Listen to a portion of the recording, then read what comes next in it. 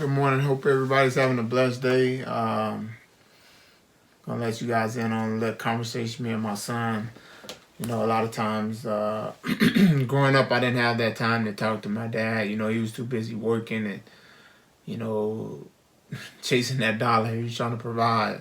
Nothing wrong with providing for your family, but at the same time in life, you gotta have a balance. So, you know, I try to make sure I have a balance. Take time out with him where we sit down and we have conversations and um, let him express his feelings about things. I let him tell me how he feel or, you know, what his dreams and his goals are. And I try and help him based off the experience and things I went through and what I learned so that he don't have to make the same mistakes. But at the end of the day, he still has to live his life and do the things that he want to do and pursue the dreams he want.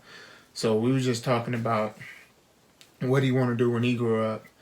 And he said he want to be. Either a basketball player, football player, or a doctor.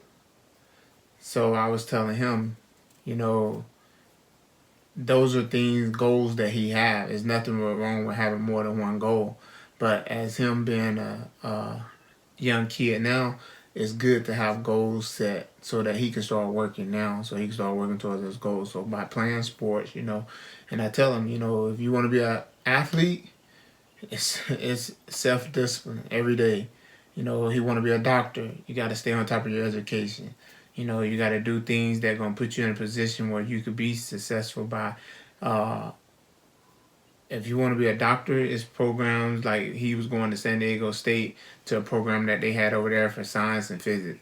You know, starting at a young age, get him exposed to things to help him achieve his goals, help him be more proactive instead of reactive. You know, instead of waiting till he's 18 years old to decide what he want to do. You know, I like to tell a lot of people that I know are investing in their kids, and that's one of the greatest things that. Not saying my parents didn't, but when I grew up, it was more of a time where they were more trying to just provide and make ends meet and make sure they had food on the table and a roof over their head. And now that we're able to have better lives, better jobs, better careers where we can provide for our families at the same time, I think we should also make sure that we have that one-on-one time with our kids, not just about putting them in activities or making sure that they be successful. A lot of times they need that father time. I ask my son, like, what can I do to be a better father to you? And what can I do to encourage you? What can I do to help you be the best version of yourself? And you know, he says nothing, but I know I'm not perfect by no means. I have my flaws and I have my issues just like everybody do. But it's good to be able to have that conversation with him. And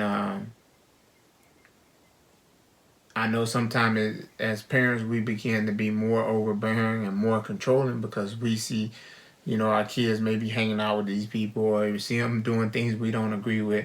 Like one of the things my son into reptiles. Oh my God, he like lizards. I can't stand lizards and reptiles. That's his thing. That's what he like.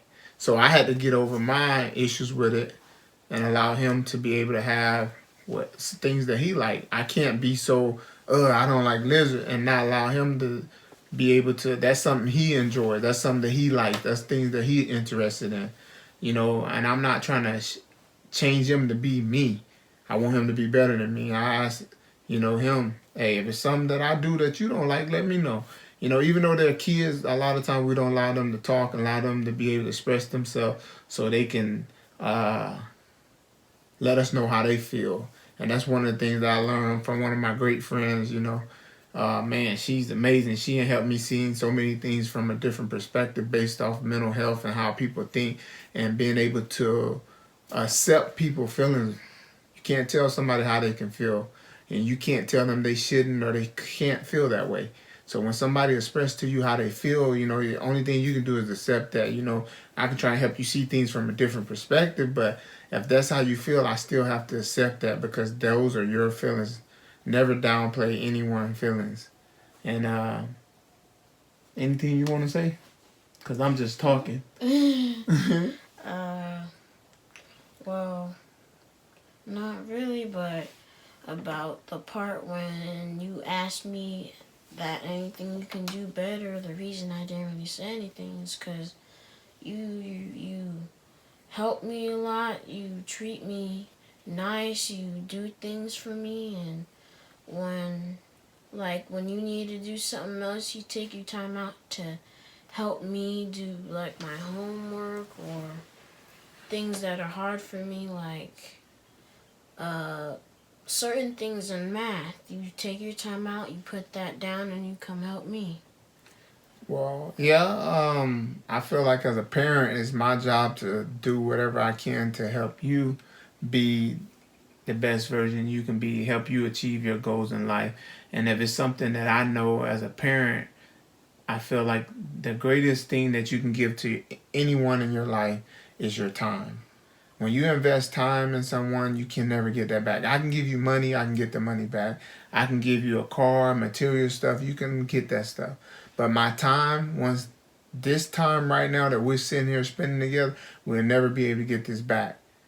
So we share our time with each other. We play cards, we play games, we do things together. We go to the park. I try to make sure I spend as much time as I can with my son, even though I have a job, and even though that even me doing this YouTube channel, I still make sure that I spend the maximum amount of time I can in a day when I have my son with him, because once I'm dead and gone, all he gonna have is these memories.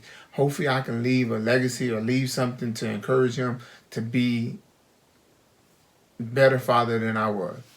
I try to be a better father than my father. I try and be better. So it's like our generation, we should get better.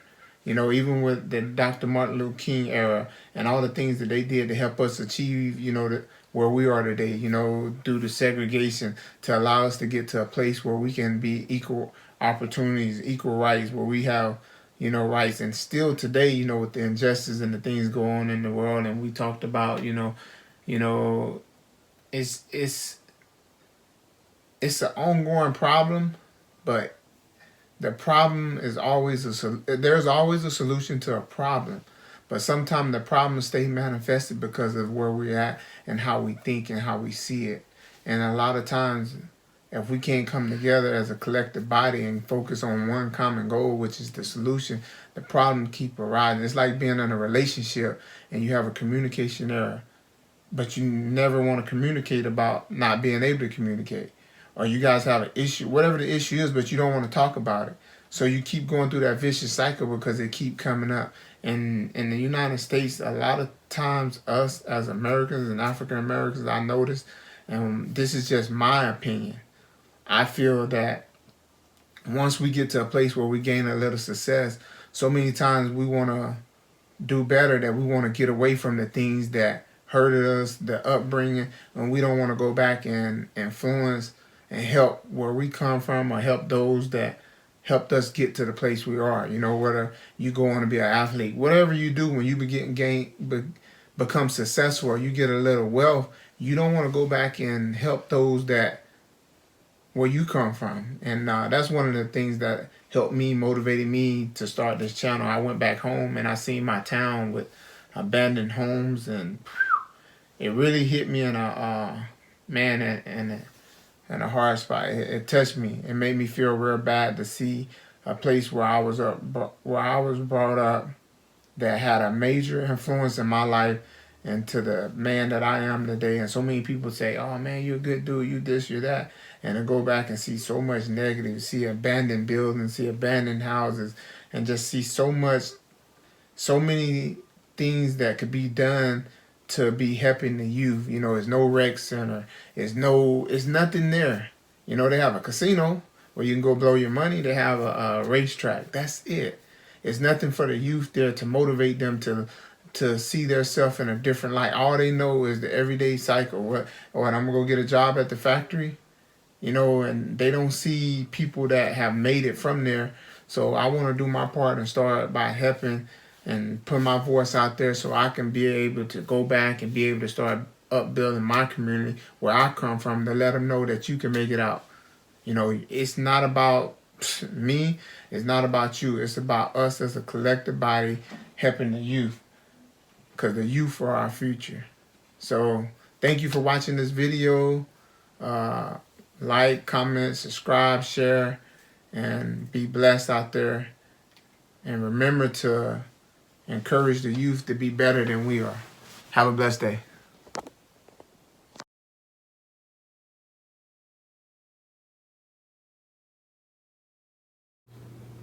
Thank you for watching this video. Hope I said something to inspire you, encourage you, and motivate you. At the end of the day, we're all blessed regardless of the situation we're in. So have a blessed day. Like, comment, subscribe, and share this video. Thank you.